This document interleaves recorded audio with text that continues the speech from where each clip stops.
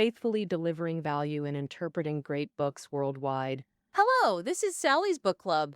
Today we're interpreting Haruki Murakami's essay collection, What I Talk About When I Talk About Running. When we mention Haruki Murakami, we all know he's one of the most famous contemporary novelists. Since his debut in 1979, he's published 14 novels and numerous short essays, winning multiple international awards. But beyond being a novelist, he has a rather unique identity. A marathon enthusiast who's completed over 20 full marathons and many half marathons, making him a seasoned runner. This defies common perceptions of writers and artists. Writers are often desk-bound laborers, stereotyped as frail intellectuals. It's hard to imagine them having a runner's physique, especially since marathon training demands significant time and professional dedication. This second, a professional novelist. Why would Murakami choose running with such demanding focus? Did long-distance running contribute to his writing success? In What I Talk About When I Talk About Running, Murakami first reveals his running journey, how he started, trained, and memorable racing experiences.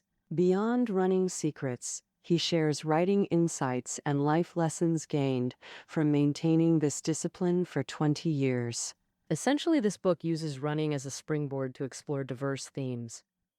For Murakami as novelist, runner, and ordinary person, running becomes life's training ground. The 9-chapter book contains fragmented reflections written between summer 2005 and autumn 2006 during novel writing breaks, all running related.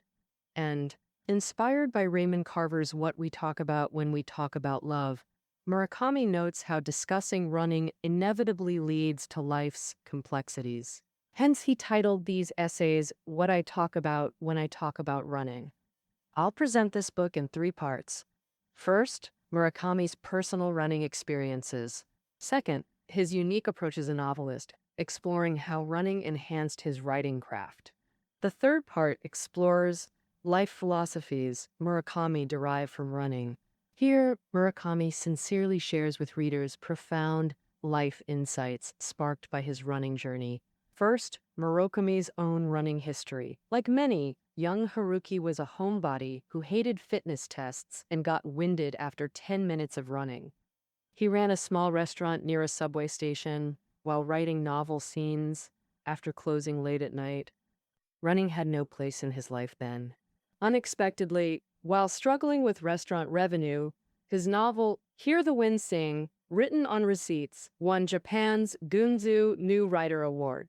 At 30, Murakami became literature's dark horse. Soon after, his second novel, Pinball, 1973, was shortlisted for the Akutagawa Prize. The Akutagawa Prize represents the highest honor for new authors in Japanese literature. Success seemed within Murakami's grasp. Murakami faced a critical life crossroads. With his restaurant finally thriving, he was swamped with bookkeeping, supplies, and cooking, often too exhausted to write more than an hour daily. This hindered his professional writing, and behind his success lurked dangers only he understood. Both Hear the Wind Sing and Pinball 1973 were reader favorites. Continuing popular youth-themed works would trap him in formulaic writing forever. But pursuing niche, serious themes risked long-term obscurity and lost prestige. Murakami chose the second path, committing to literature as a serious, introspective craft. In 1981, he sold his restaurant, took a long trip, and seriously began writing what became A Wild Sheep Chase. This complex, ambitious work, though awardless, cemented his resolve as a professional novelist. So I could write like this after all. It was during this transition that he began running to support his serious writing. Restaurant life and late-night writing weren't sustainable. Murakami gained weight, his health declined, and he developed a heavy smoking habit. To sustain his writing long-term and write for life, he needed physical activity. Running suited him perfectly. No special venue, fancy gear, partners or opponents needed. Just sneakers and a road, and you can run whenever inspiration strikes. Unlike tennis or swimming that require booking courts, changing gear, and coordinating friends, all draining extra energy, running is truly the freest sport. In 1982, 33-year-old Murakami began marathon training. At first, he ran clumsily near home, gasping for breath while neighbors' curious stares embarrassed him. He swore he heard whispers. Not the novelist kind of talk, though. As mileage increased, he gradually began enjoying running. Within years, he maintained a strict routine, 10 kilometers daily, 6 days weekly, for 20 years. He ran consistently wherever he was, country dirt roads during rural retreats, Tokyo's palace perimeter streets when in the city, British fog and Hawaiian sun alike witnessed his strides. Even snowy winters offered unique running experiences. Persisting through harsh weather brought exhilarating catharsis. For long-distance running, perseverance is everything. Murakami's rule: never skip training, even during performance slumps. Never miss more than 2 days. He says muscles naturally adapt to new demands, with patience, conquering distances others find astonishing. But take one easy day, and muscles slacken, requiring painful rebuilding later. Stop running for busyness, and you'll accomplish nothing in life. That's why persistence matters. Yet excuses to skip running? Countless. So Murakami constantly reinforced his resolve. Persisting requires not just will but strategy. Even after adapting, he capped daily runs at 1 hour, never exhausting himself, preserving eager anticipation for the next session. Maintaining a comfortable rhythm makes persistence effortless and more rewarding. In running, proactive mindset trumps forced suffering. Over 20 years, Murakami trekked Greece's marathon route under scorching sun.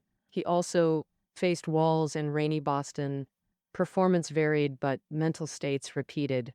Before 30 kilometers, hopeful. At 35 kilometers, exhausted and irritable. Finish line, mechanically persistent, hoping for better next time. He admits pain is essential to running. So why choose pain, non-runners wonder? What fuels Murakami's relentless strides? He documents one pivotal race in detail, the 100-kilometer ultramarathon at Japan's Lake Saroma.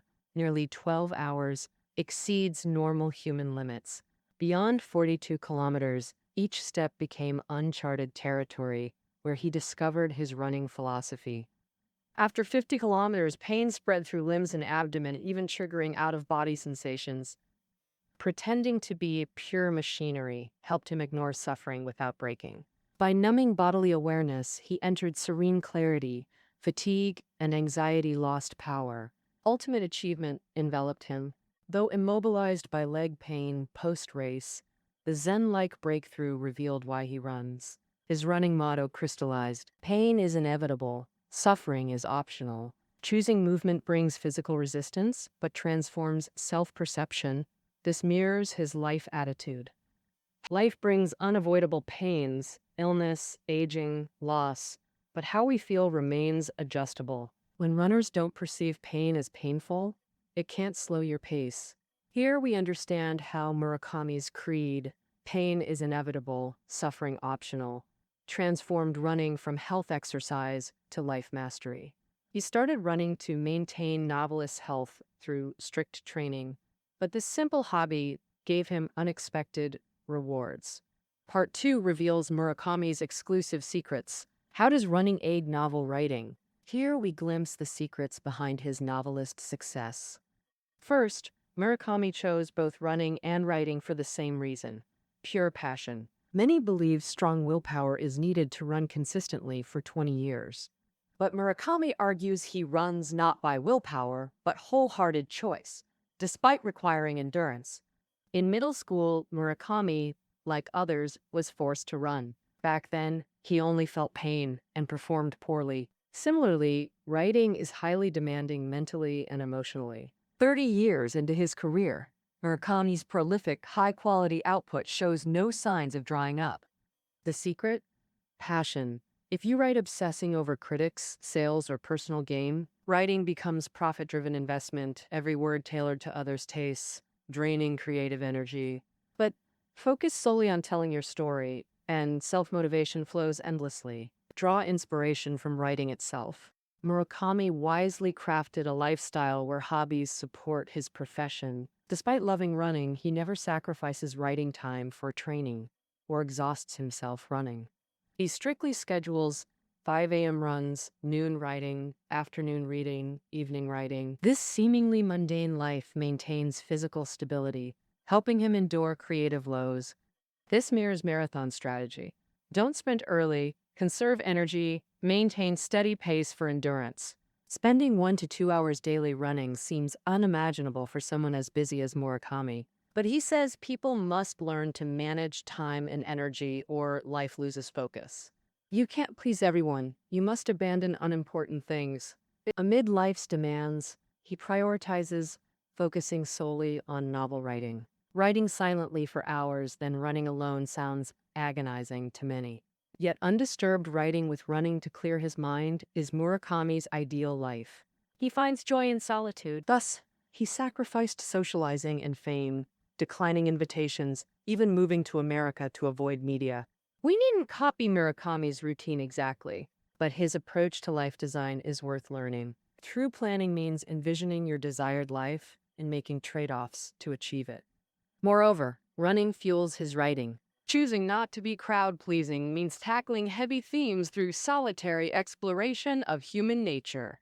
This tests even strong minds. Running became his ultimate pressure release.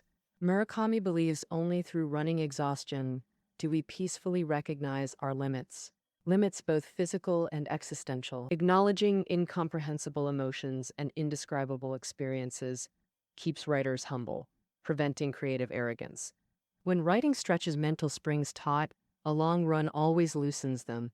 Thus, Murakami never plots stories while running. He clears his mind, enjoying jazz and scenery. He observes clouds, feels riverside mist. Never work. For this novelist, solitary runs are perfect relaxation. Running and writing demand the same qualities.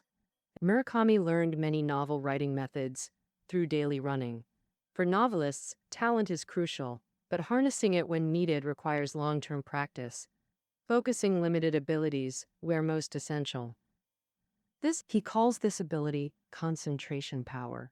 Murakami maintains a habit, sitting at his desk for hours daily, even when uninspired, training his mind to focus exclusively on work. Beyond that, endurance is equally vital. Writers who exhaust themselves after weeks can only work briefly. Only those concentrating daily for 6 months, a year, or longer can produce qualified full-length novels. And novelists, writing isn't completed easily with coffee and paper. It's a profession demanding rigorous mental and physical stamina. Like muscle training, sustained writing ability develops through daily, monthly, yearly discipline. Geniuses with endless talent exist, but most are ordinary mortals, compensating for limited gifts through other means. Murakami himself barely reached his own standards by cultivating concentration through over a dozen novels. He notes different writers prioritize differently. Some value honing expression skills, others seek broader perspectives. But just as running suits him, concentration and endurance are Murakami's strengths. He approaches hobbies like career and life, honestly assessing strengths and weaknesses, choosing lifelong pursuits, organizing priorities, and using passions for relaxation. This is Murakami's dual secret as novelist and runner. The final part explores life gains beyond fitness and career balance. For Murakami, running seems like self-conquest, but actually means confronting and reconciling with one's true self. It battles physical limits, not one's will. Despite being an expert runner, Murakami never recommends running, instead advising readers of this book, never force yourself to run just to prove a point. Following your nature is the sustainable way. Even strong-willed, competitive people can't sustain what they dislike without damaging themselves. Long-distance running isn't the only ideal sport, nor is there only one measure of success. When writing this book, Murakami was in his 40s, no longer improving in stamina or technique for marathons. No matter how hard he trained, he couldn't maintain his performance. Decline had begun. He recounts being overtaken by younger runners while living in Boston. Harvard freshmen in school logo tees, listening to music, striding vigorously toward the front. Their form and vitality radiated youth, while Murakami had entered middle age. Murakami reflected, he couldn't catch up. His leisurely, scenery-noticing pace clashed with their finish-line focus. In many ways, he'd inevitably be surpassed by them. But he envied no one on the track and didn't lament being passed. Running gave him patience and equanimity, not competitiveness. Sprinters seek to outrun others. For marathoners, surpassing one's past self matters most. Focusing solely on beating rivals makes marathoners lose their rhythm. Murakami says he's grown used to losses but keeps trying because running isn't about competition. It's about self-transcendence, just as writing aims not to outshine others but to express one's truth. Even when youth stride past him, even amid midlife running slumps, he stays composed and runs his own pace. Perhaps responding humorously to always the Nobel bridesmaid jabs, he'd apply his running philosophy. Some writers aim for first place. Others are content with personal growth. There are no also-rans on this track. For him, even without winning, finishing always brings pride and anticipation for the next race. Not caring about awards doesn't mean Murakami lacks ambition. Quite the opposite. He's deeply serious, especially about self-expectations. Meeting critics' standards is easier than judging whether your writing meets your own standards. For Murakami, this is the inescapable question you can't lie about. He approaches novel writing like marathon running. Motivation comes from within, not external validation, yet self-standards are higher. Besides, natural runners are rare. Most lack innate talent, but can still earn life's affirmation through dedication. Young Murakami once scrutinized his reflection alone, identifying 27 physical flaws. He agonized, just physical flaws alone are this numerous. Intellectual and personality flaws seemed endless. This was his pitiful personal asset. With age, he realized, though flawed and inadequate, his virtues were equally infinite. He humorously documented his triathlon embarrassments, his first race, kicked during swimming, leaving permanent abdominal tension. Group swims triggered hyperventilation. Poor freestyle form made him quit during the first leg. Thus, he avoided triathlons for 4 years. After years correcting his stroke and overcoming fear, he entered the 2004 triathlon, only to be kicked again, fog causing disorientation at sea. Naturally, his results disappointed. Yet he still celebrated achievement beyond podium chasers' understanding. Murakami admits his athletic talent is unremarkable, even clumsy. Like his non-prodigy writing, slow reflexes, stiff muscles, requiring longer warm-ups than others. But running's joy lies not in rankings. It's the experiential rediscovery that lingers. Just as runners have different physiques, people have distinct natures. Compared to other writers, Murakami's temperament is calm, introverted, and undramatic. Early doubts asked, can such a person create art? Running makes one realize their unchangeable essence. No training turns you into a world champion. Murakami gradually accepted his stubborn, self-doubting nature as immutable. Even without approval, he acknowledges it. This is me, he says, his inner self like a frayed, unremarkable handbag. He carries it through long journeys, heavy and unfashionable, yet uniquely his. Years later, he realized these traits forged him as a novelist. Actively seeking solitude for mental comfort and independence defines him. He too faced misunderstandings from disagreements, but he realized differing from others establishes selfhood, unpopular in conformist Japan, yet revealing unique perspectives in shared landscapes. Murakami's novels, though understated, resonate through psychological depth. Some say his novels help confront and soothe hidden selves. This empathy stems from temperament. Properly guided, weaknesses become strengths. Same with running. Murakami notes his weight gain tendency forces discipline. Slacking brings pounds. Who'd bother running daily if naturally fit? Temporary setbacks may distress, but self-rejection over flaws? Unnecessary. Fairness reveals itself long-term. Reflecting on 23 running years, Murakami calls it his most beneficial habit. Aligned with his nature, it nurtures body and mind. Younger him never imagined post-50 self-completing 100-kilometer runs or triathlons. Perhaps young Murakami couldn't imagine becoming a lifelong novelist, but through clumsy persistence and heartfelt passion, celebrating every small progress, this introverted, untalented, ordinary person became remarkable. Ugh. And in the book's conclusion, Murakami hopes his epitaph will read, "At least he ran to the end, running past himself, loneliness, imperfection, finishing regardless of results, fulfilling a novelist runner's final wish." For Murakami, running's joy lies in accepting his limited, mediocre self while transcending current limitations through each stride. Both are pathways to authentic, sincere self communication. Marathons nourished Murakami's life and creativity, the ultimate manifestation of passion. We needn't all become runners, but everyone must eventually face know myself. This challenge finds illumination in what I talk about when I talk about running, through Murakami's running fueled self discovery. All right, that concludes our interpretation. Reading notes are below the audio. Until next time,